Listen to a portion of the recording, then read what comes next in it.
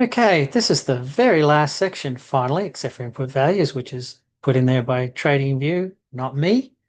So the development section was created for while I was actually building this. And the idea is you could create equidistant signals of long and short exits and entries. And you could either do it by individual bars, or you could even do it by ticks. So you could have like one signal every 4 ticks or whatever you chose.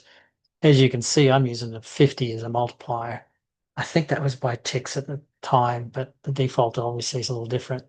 Why would I do this? Why would I have these arbitrary signals? Well, here is the reason. And I mentioned this in the video when I was doing the sources, um, trading signal external, I guess it's called.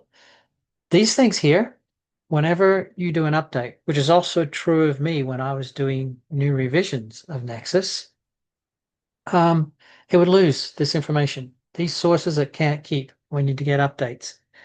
So what was happening was, as a developer, if I did 100 updates a day, building code out, I would have to reset these 100 times. And that's obviously very time consuming. If I got a bunch of them, it's really time consuming. So I developed this very early to just produce signals and bypass that whole area.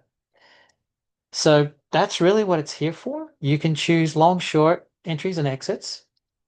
I'm not going to go into detail about it. This is suppression. So you can suppress outside signals so that only these happen, or you can have a mixture of these and, maybe some of your external sources, signals or whatever. So I'm not going to go into deep detail unless a bunch of people want to use this, then maybe we'll do an interactive video and I'll go through what you can do with it.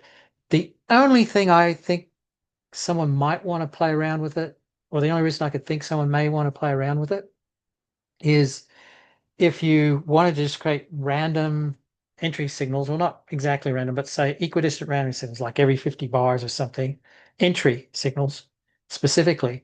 And then you had some sort of a exit um, criteria, and you just wanted to see how well the exit performed, regardless of when the entry happened. I guess you could do the reverse too. You could have, your own system of trying to find the best entries and have these random exits, or these exits that are equidistant, every 50 bars or whatever. I keep repeating myself. You know what I mean at this point.